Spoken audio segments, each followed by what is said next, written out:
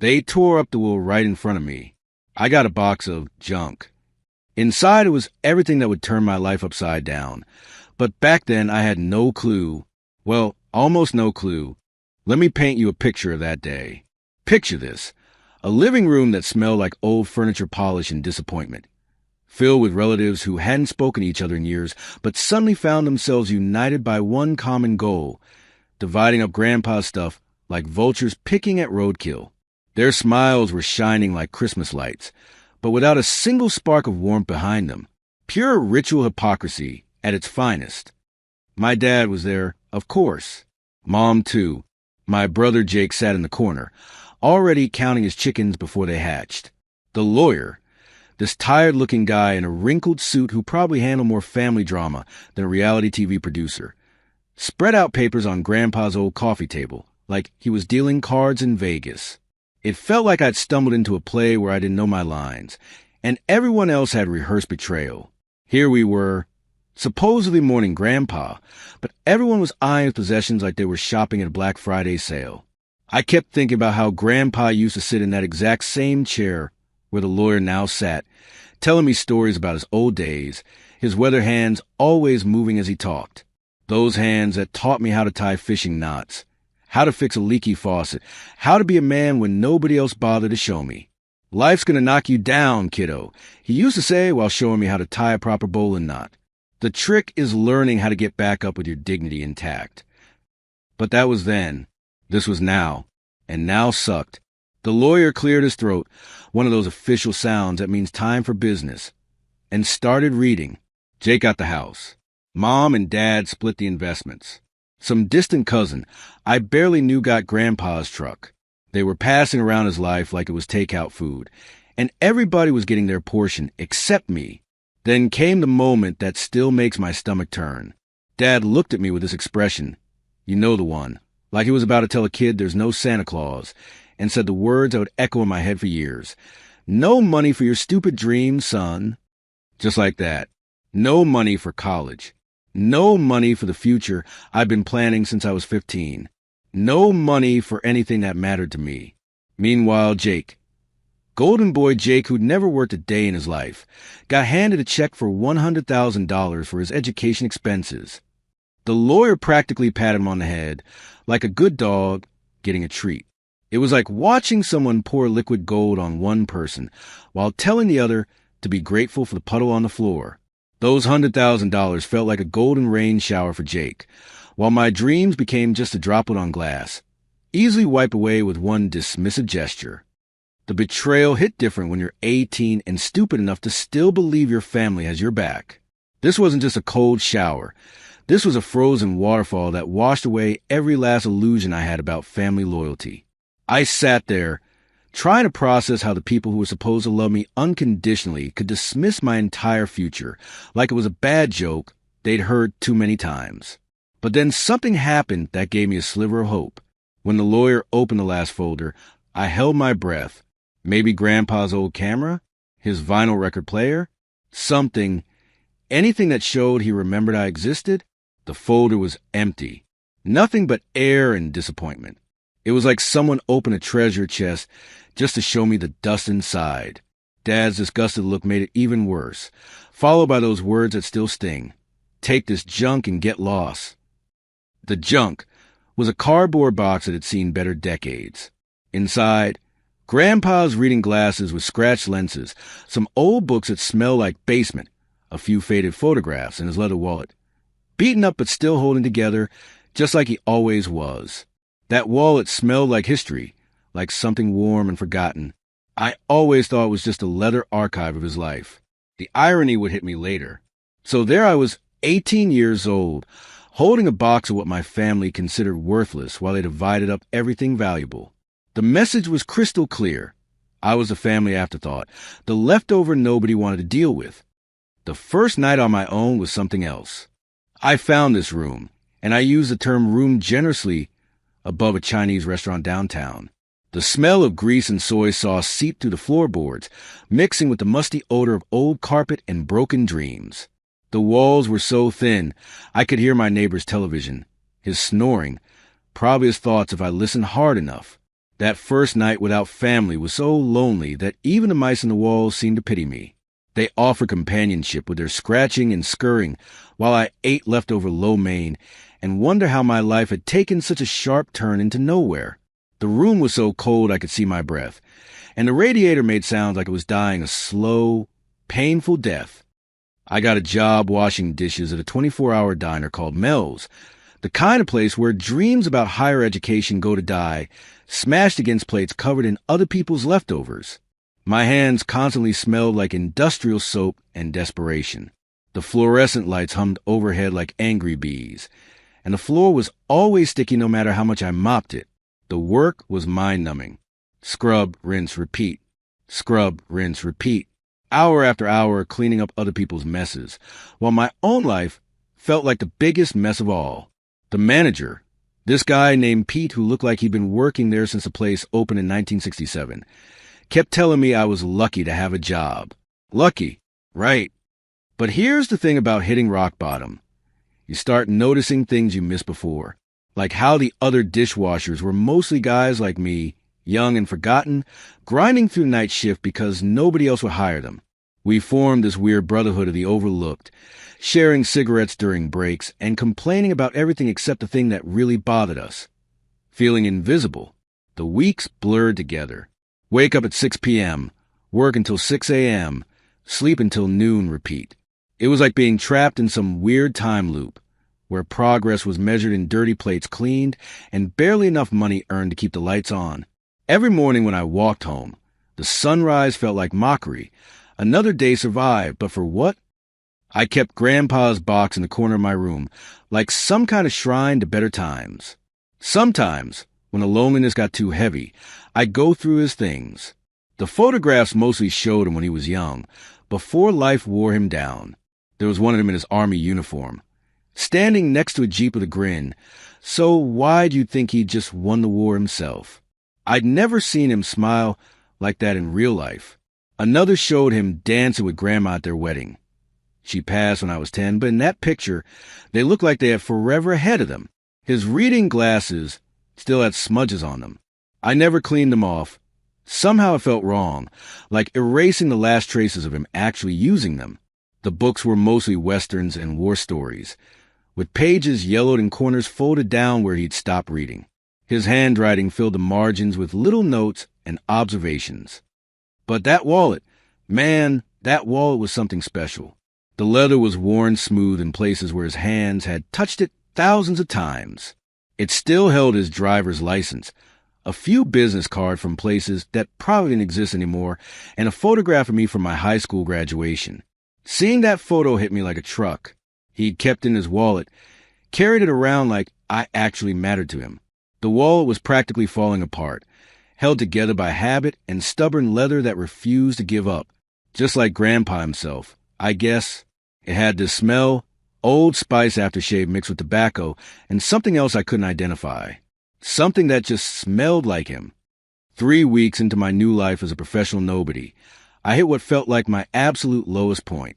I'd worked a double shift because someone called in sick, my feet were killing me, and I'd burned my hand on a pot that was hotter than it looked. Walking home in the pre-dawn darkness, counting the whopping $43 in tips I'd made, I felt like I was disappearing from the world one day at a time. My room felt smaller than usual that morning. The smell from the restaurant below seemed stronger, more nauseating. I was exhausted but too wired to sleep, too tired to think straight. That's when I decided to go through Grandpa's stuff one more time, maybe looking for some kind of answer I'd missed. I dumped everything from the box onto my bed with less care than I should have. The books scattered, the photographs spread out like a paper fan, and that old wallet landed with a soft thud that sounded final somehow. I picked it up, feeling its familiar weight, when something shifted inside. The wallet's lining had been loose for years. Grandpa always said he'd fix it someday, but never got around to it. Now, in my fumbling exhaustion, the fabric finally gave up the ghost. It tore just enough for something to slip out and flutter to the floor like a dying moth. A lottery ticket, crumpled, faded, and completely unremarkable. I stared at it for what felt like forever, trying to process why Grandpa would keep a losing lottery ticket in his wallet. The man who taught me that gambling was for suckers and hard work was the only sure bet I'd been carrying around a lottery ticket, like some kind of talisman. A lottery ticket? Seriously. I said out loud to my empty room, my voice dripping with sarcastic disbelief. Of all the things to find, this felt like the universe's idea of a sick joke. Here I was, broke and desperate. And my dead grandfather's big surprise was a piece of paper that probably wasn't worth the dollar he'd spent on it. I held it up to the light, squinting at the numbers through the dim glow of my bedside lamp.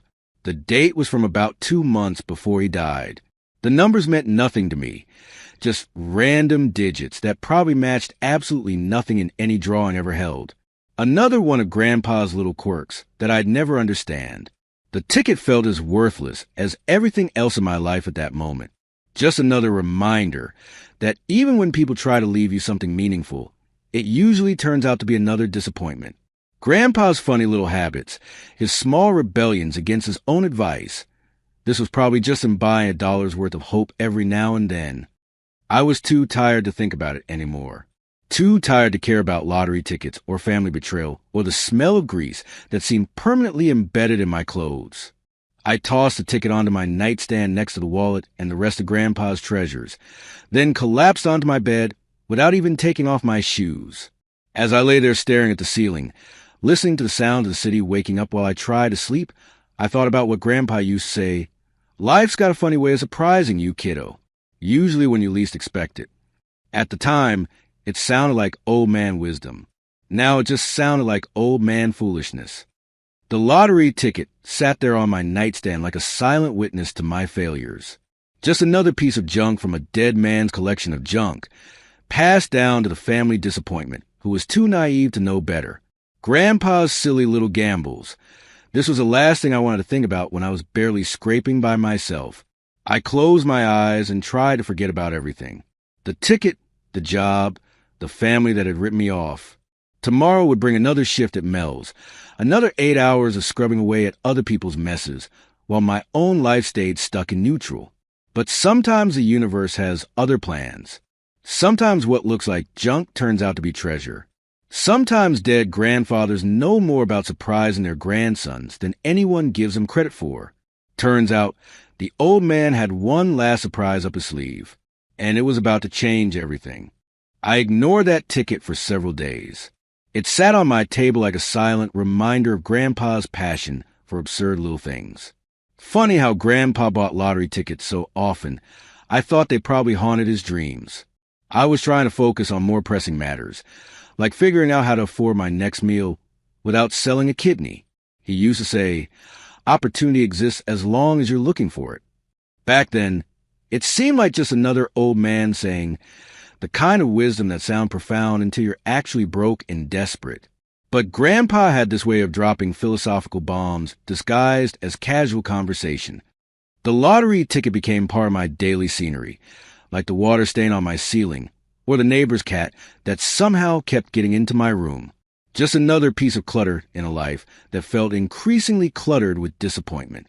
Every morning I'd see it there, this crumpled piece of paper that represented everything I thought was wrong with Grandpa's approach to money. My routine was pathetically simple. Wake up, stare at my bank account balance of $47.32, go to work, come home exhausted, repeat. The ticket witnessed this cycle day after day, probably judging me for being too practical to believe in random windfalls. Then came Tuesday night. Or was it Wednesday morning? Time gets weird when you're working the graveyard shift at a place where the coffee tastes like regret and the fluorescent lights flicker like they're having seizures. I was in the middle of my usual routine, scraping dried ketchup off plates while questioning my life choices, when the radio in the kitchen started talking about something that made my brain short-circuit. The radio announcer's voice had been comfortable background noise to my mundane existence until I heard words that yanked me back into reality like a cold slap. Unclaimed prize of $85 million. Deadline to claim. Just 21 days remaining. My hand stopped moving. The plate I was holding slipped back into the soapy water with a splash that seemed louder than it should have been. $85 million. The number hit me like a freight train carrying bags of money. I stood there in that greasy kitchen, surrounded by the smell of old cooking oil and broken dreams, while my brain tried to process what I had just heard. The rational part of my mind, the part that had been trained by 18 years of disappointment, immediately started making excuses. Millions of people bought lottery tickets. The odds of Grandpa's random piece of paper being worth anything were astronomical. I was probably just torturing myself with impossible fantasies. But there was this other part of me, this tiny voice that sounded suspiciously like Grandpa, whispering that maybe, just maybe, the universe had decided to cut me some slack. I finished my shift in a daze, my hands moving automatically while my mind raced through possibilities that seemed too good to be true. The walk home felt different that night. The empty streets didn't seem as threatening. The broken streetlights didn't bother me as much. Even the smell from the dumpster behind the Chinese restaurant seemed less offensive. Everything looked the same, but something fundamental had shifted in my perception of the world. I practically ran up the stairs to my room, taking them two at a time like I was being chased by my own skepticism. The ticket was exactly where I'd left it, looking as unimpressive as ever. Just a piece of paper with some numbers on it. Nothing special about it except for the fact that it might be my ticket out of this nightmare. My hand was shaking as I picked it up, actually shaking, like I was defusing a bomb instead of reading a lottery ticket. The numbers were still there, faded but visible. 7, 14, 23, 35, 42, and the Powerball number 18. They meant nothing to me. Just random digits that Grandpa had chosen for reasons I'd never know.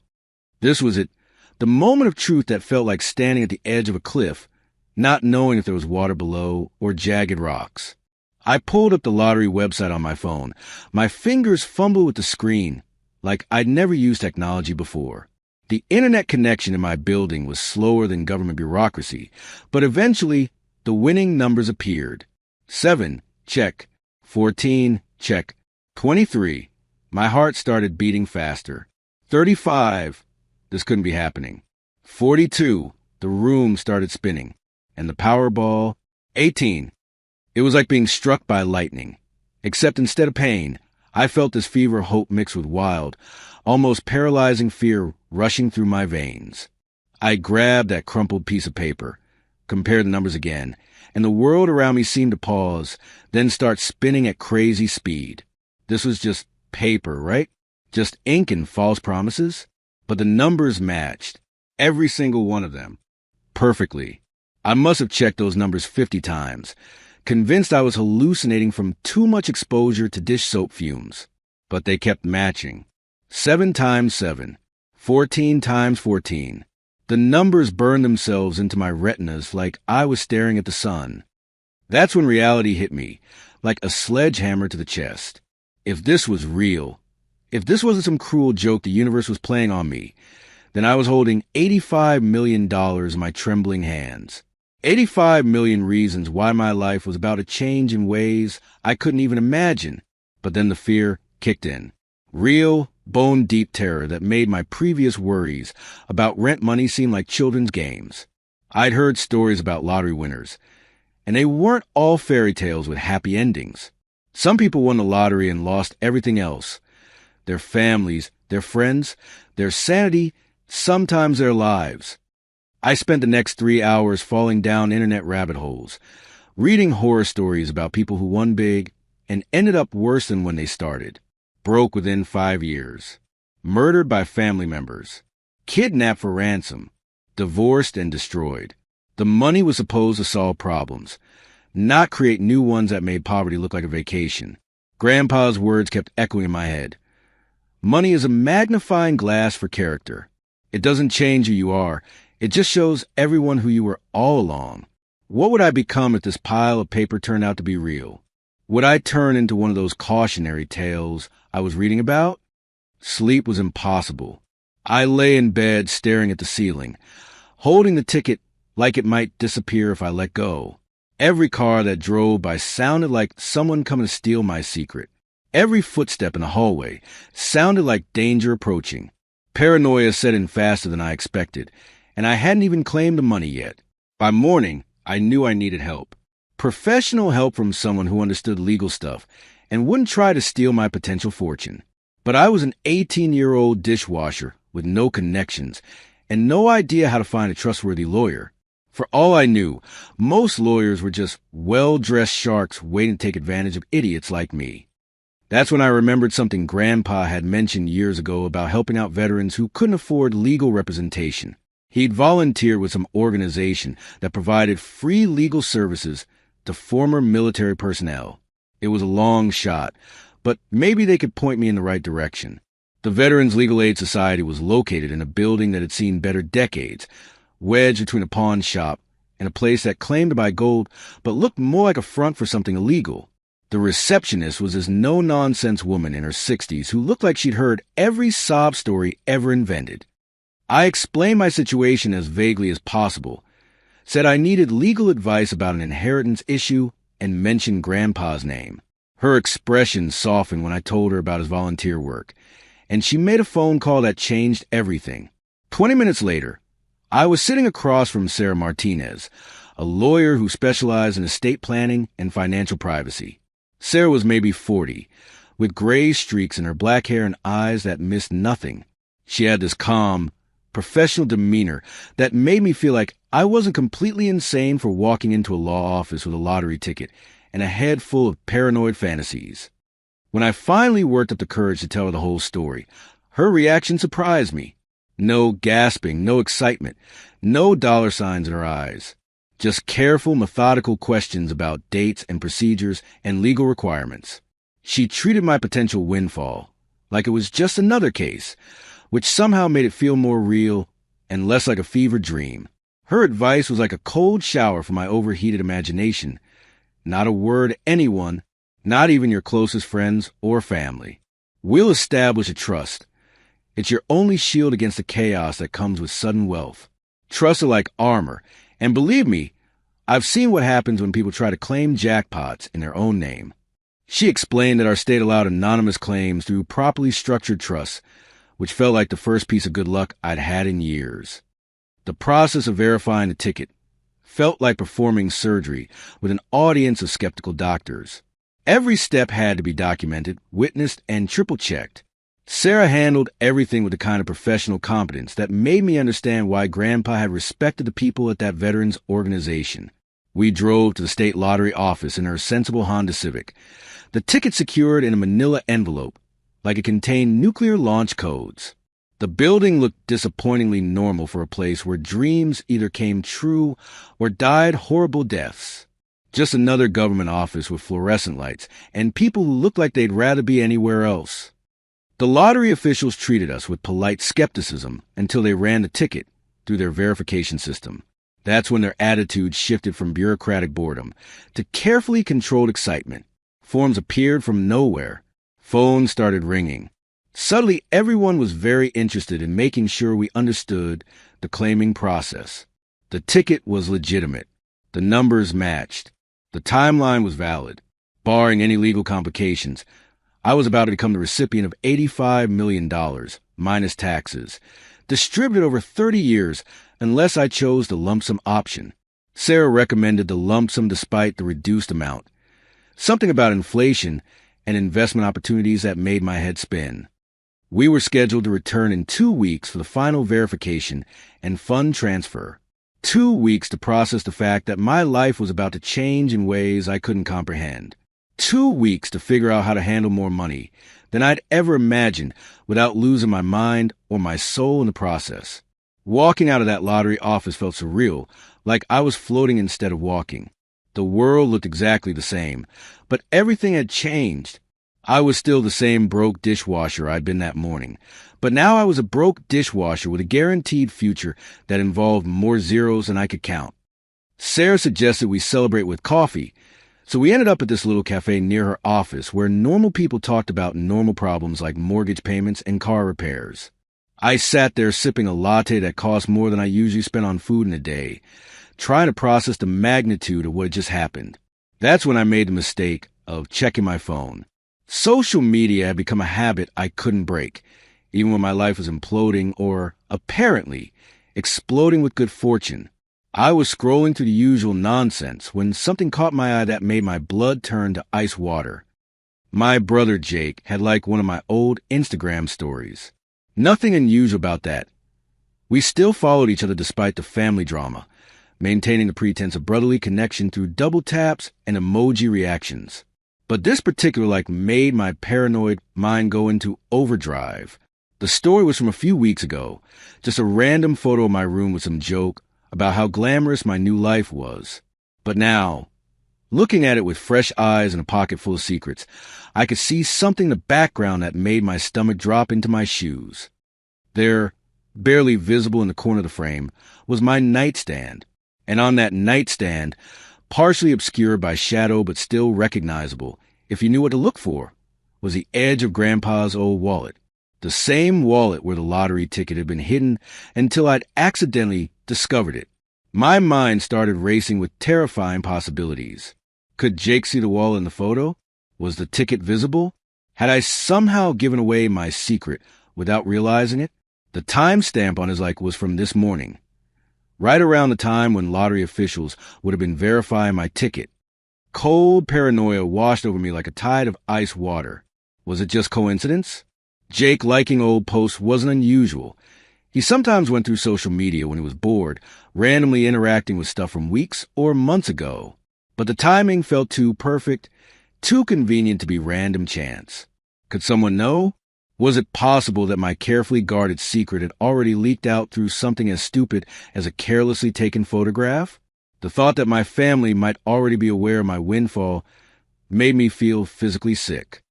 I stared at my phone screen until the image burned into my retinas, trying to see what Jake might have seen, looking for any clue that might have given away the most important secret of my life.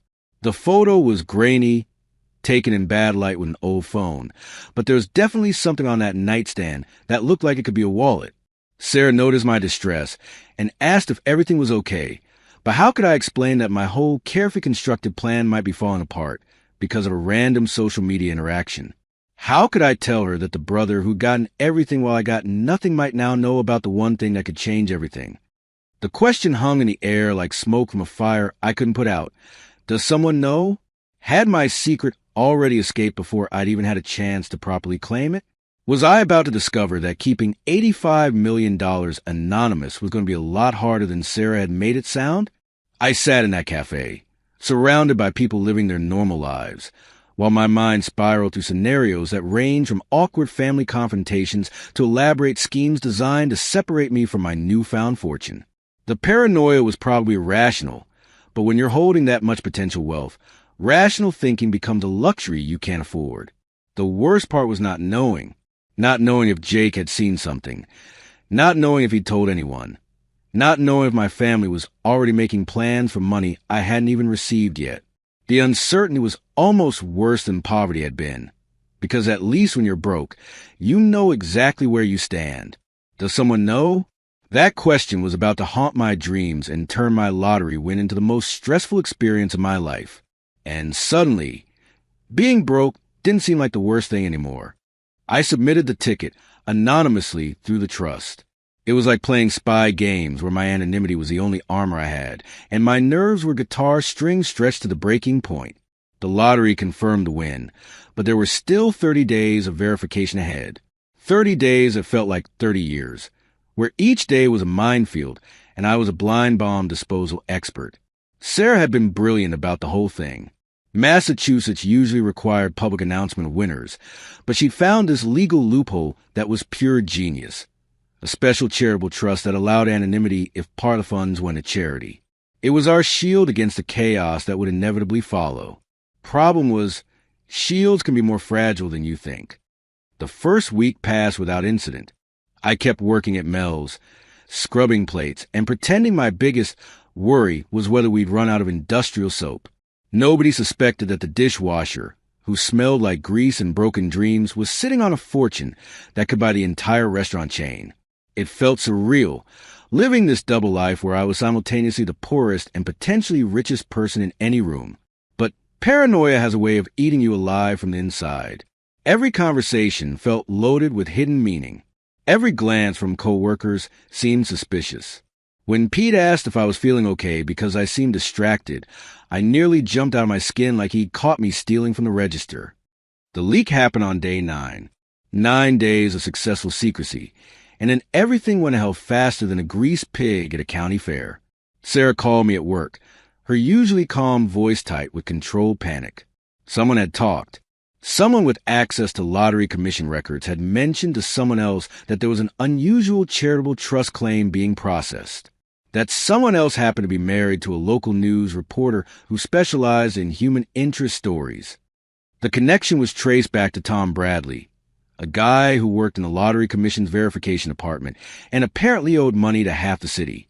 He mentioned the large anonymous claim to his bookie, trying to convince the guy that big money was flowing through the system and his own debts weren't that significant by comparison.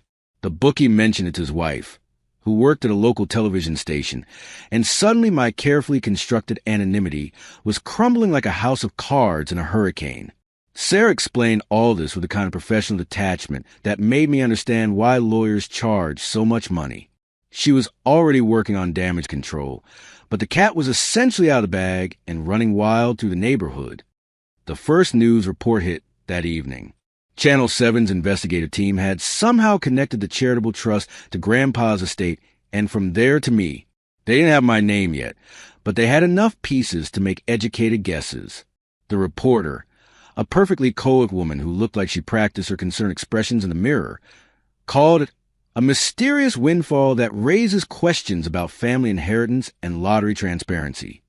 I watched the broadcast from my tiny room, feeling like I was observing my own execution.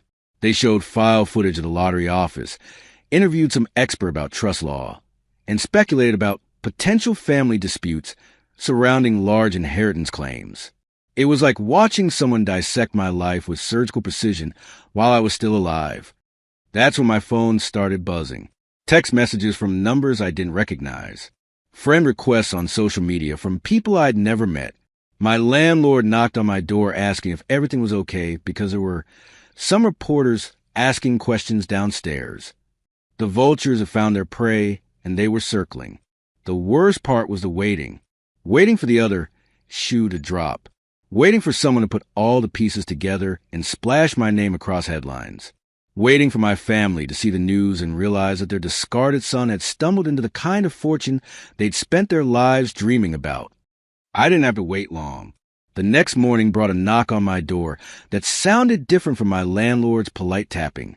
This was aggressive, insistent, the kind of knocking that said, "We know you're in there and we're not leaving." I looked through the peephole and saw 3 faces that made my stomach drop into my shoes. Mom, Dad, and Jake. They'd throw me out like trash.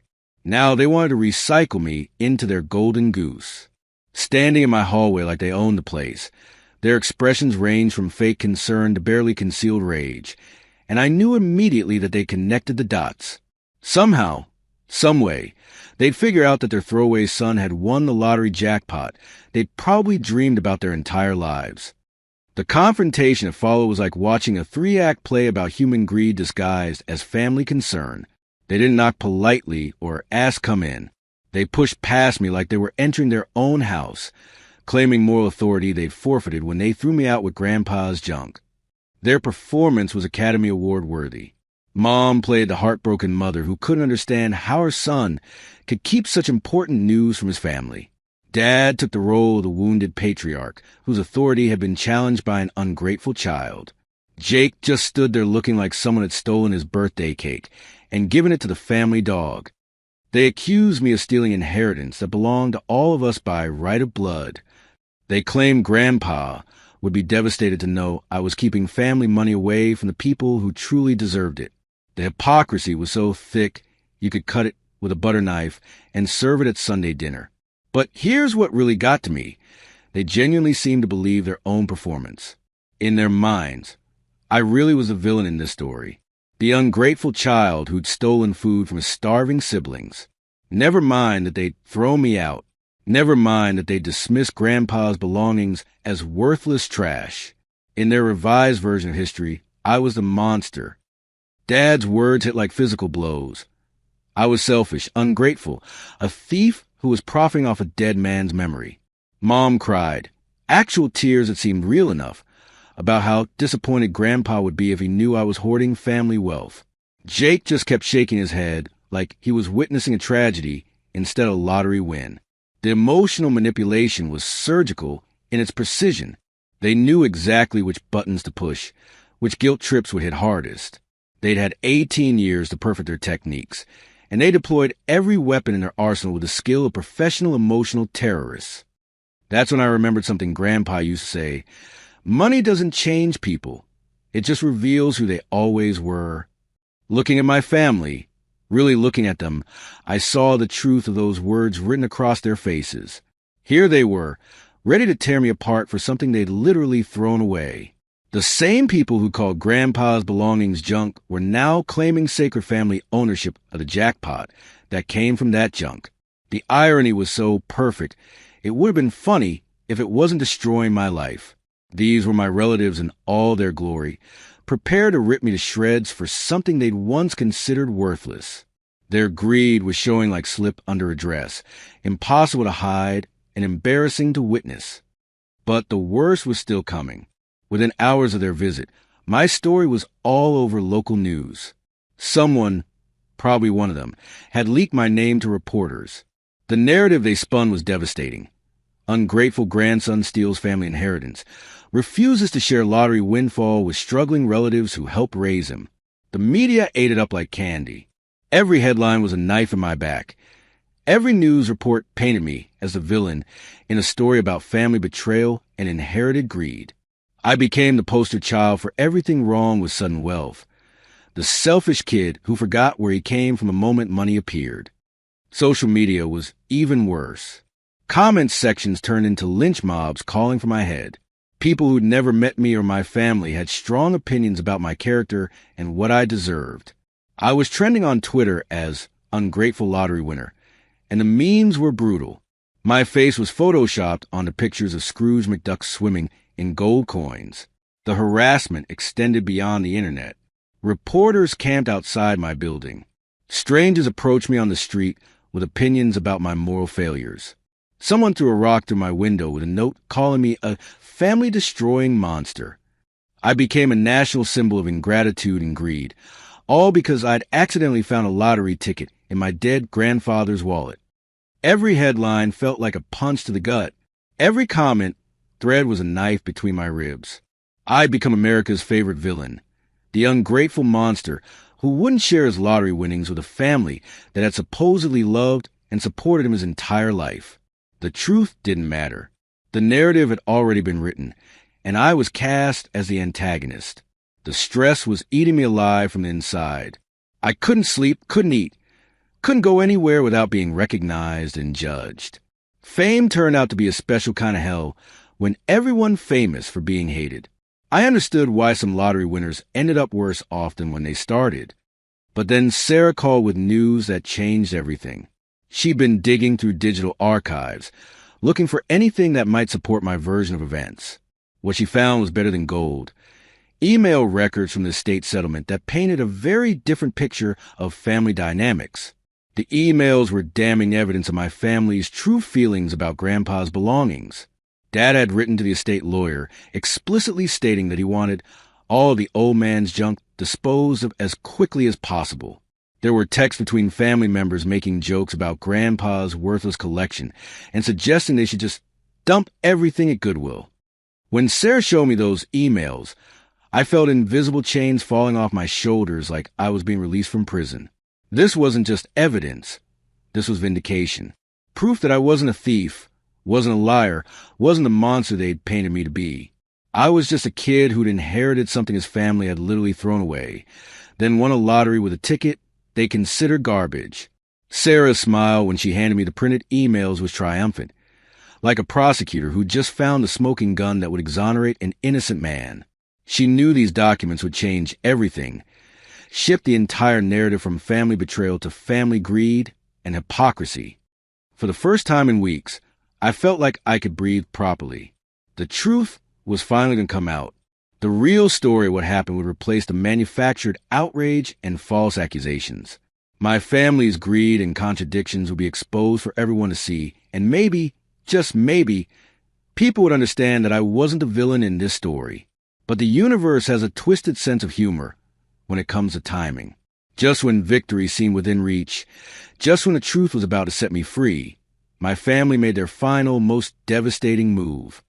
They filed a lawsuit. Not just any lawsuit, but an emergency injunction that froze all lottery payments pending resolution of their inheritance claim. They argued that the lottery ticket was part of Grandpa's estate and should be subject to normal inheritance distribution. Their lawyer, some shark they'd hired on contingency, convinced a judge that there were legitimate questions about ownership that needed to be resolved before any money changed hands. As Sarah told me later, emergency injunctions can freeze everything, even truth. Everything stopped. The trust was frozen. The lottery payments were suspended. My entire future was suddenly locked up in legal limbo, while lawyers argued about technicalities, and judges decided whether my family had any legitimate claim to money they'd once considered worthless. It felt like the universe had decided to play the cruelest possible joke on my hopes.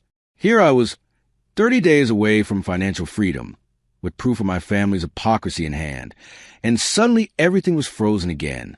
Time started working against me instead of for me, each day bringing new legal complications instead of bringing me closer to resolution.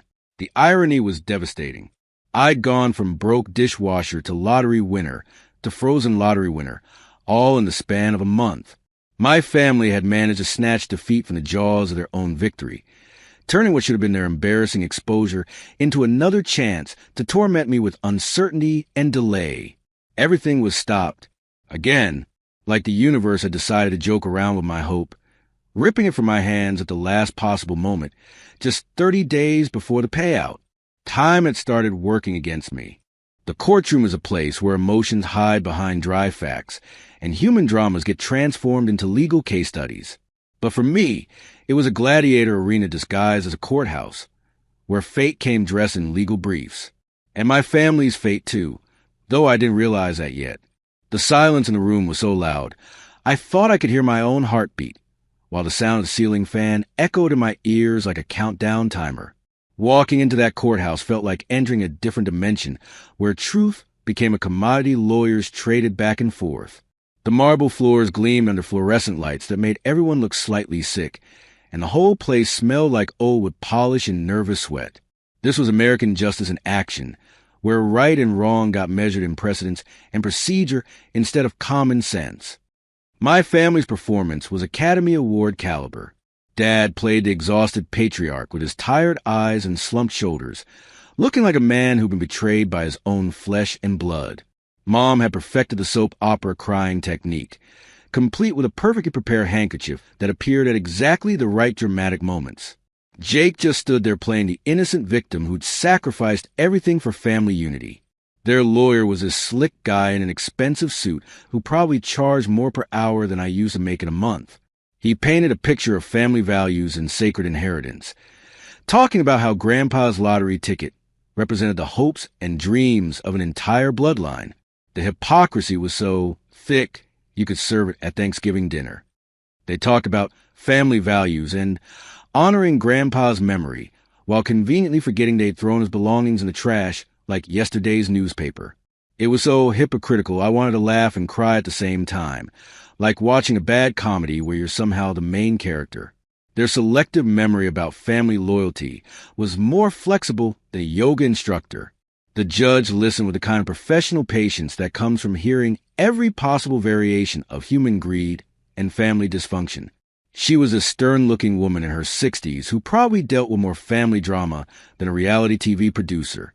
Her expression gave nothing away, but her eyes suggested she'd seen this exact same story played out 100 times before. That's when Sarah dropped her bombshell. She'd found those emails I mentioned earlier, the digital trail that proved my family's real feelings about Grandpa's possessions. Dad's own words, written in black and white. Take all the old man's junk. I don't want any of it. Text messages joking about disposing of Grandpa's worthless collection at Goodwill. The shift in the courtroom was immediate and dramatic. My family's lawyer suddenly looked like he was trying to swallow a live fish. Dad's face went through several colors that don't exist in nature. Mom stopped crying so abruptly, it was like someone had turned off a faucet. Jake just stared at the evidence like it was written in a foreign language. But then Sarah leaned in and delivered a line that split me right down the middle. We can offer a settlement. Give them 10% and they'll drop the lawsuit. Your choice. It wasn't just a proposal. It was a psychological earthquake that cracked my foundation and forced me to choose who I wanted to become. It felt like I was standing inside a Robert Frost poem, only both roads were paved with dollar signs. Revenge. Make them feel the same pain they caused me. Show them who the real winner was. Or mercy. Rise above their pettiness and not let money turn me into the monster they claimed I already was. My inner voice was screaming for blood. Make them hurt like they hurt you. But somewhere in the back of my mind, I could hear Grandpa's calm, wise voice from years of fishing trips and life lessons. Don't waste your life on petty revenge, kiddo. Fight for what's yours, but don't lose yourself in the process. Otherwise, you'll become just like the people who hurt you. That memory hit me like a lightning bolt of clarity. I could see 8-year-old me sitting on the dock behind Grandpa's house, learning to tie fishing knots while he shared the kind of wisdom that only makes sense when you're older. He'd always been more interested in teaching character than catching fish. Then came the second twist that changed everything. During a recess, Sarah had done some more digging and discovered the real reason behind my family's desperation. Dad hadn't just made bad financial decisions. He'd gambled the family's entire savings trying to save Jake's failing tech startup. They weren't just greedy. They were drowning in debt and grasping for any lifeline they could find. Suddenly I saw them differently. Not as monsters, but as scared, confused people who'd painted themselves into a corner like rats in a maze. It didn't excuse their actions, but it made them more human, more understandable. They were victims of their own greed and poor choices, struggling in quicksand of their own making. That's when I made a decision that surprised everyone, including myself. Instead of offering them cash, I proposed something completely different. Jobs. Real employment with my future business ventures, complete with contracts and clear expectations. It was about dignity, not charity. It was about giving them a chance to earn their way back, instead of just handing them money. Their reaction was priceless. The confusion on their faces was like watching people try to solve calculus problems written in crayon. Who do you think you are? Was written all over their expressions. They couldn't understand how their throwaway son had somehow become the person offering them opportunities, instead of begging for acceptance. But the judge had heard enough testimony and seen enough evidence. The moment of truth arrived like a slow-motion explosion, each word falling like a hammer blow that would carve my destiny in stone. She cleared her throat, that official sound that means decision time, and began reading her verdict. The lottery ticket legally transferred to the plaintiff, according to all gift and inheritance statutes. A pause. The lawsuit is dismissed. Her words hit the courtroom like thunder on a clear day. For my family, it was devastating. For me, it was a quiet but deep exhale of relief. Justice had been served. My kind of justice.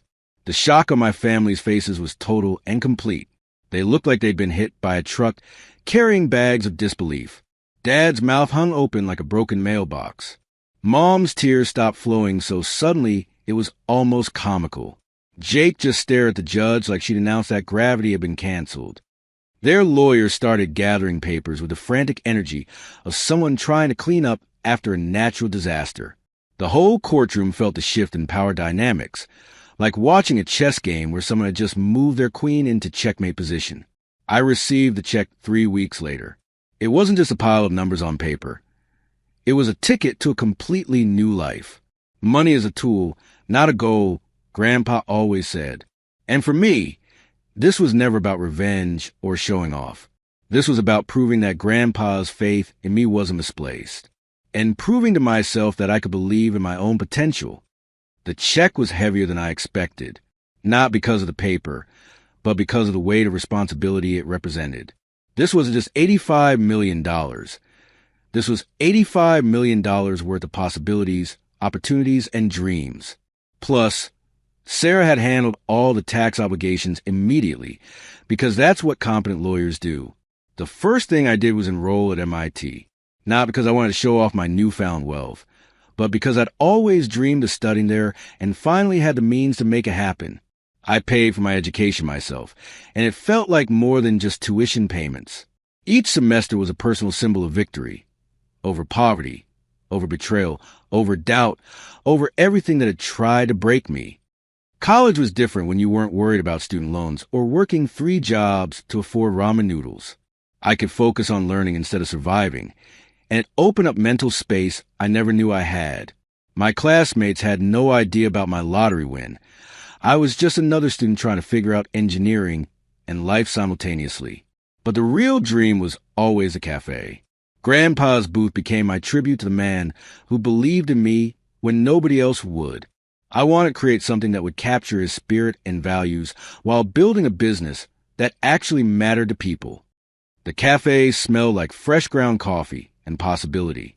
Old vinyl records crackled softly in the background, playing the kind of music Grandpa used to hum while working in his garage. The walls were covered with photographs from his travels and quotes from his homespun wisdom.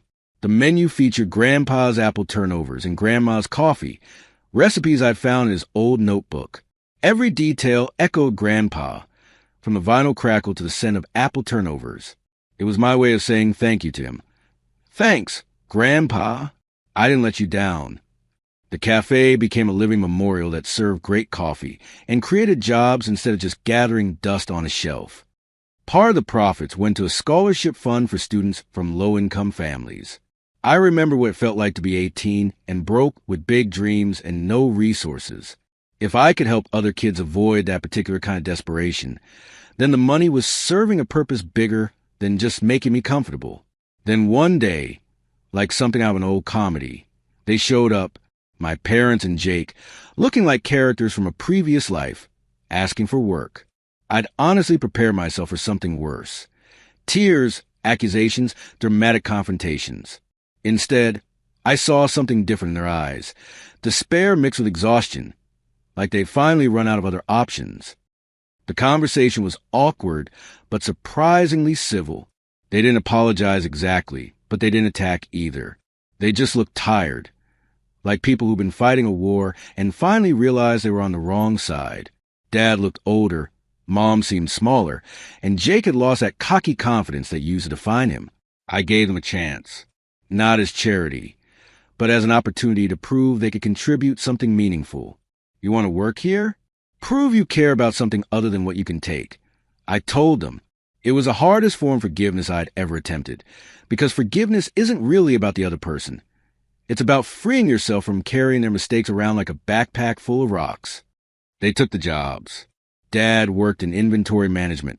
Mom handled customer service. And Jake learned to make coffee drinks without complaining about the uniform. Watching them adapt to being employees instead of family members demanding inheritance was educational for everyone involved.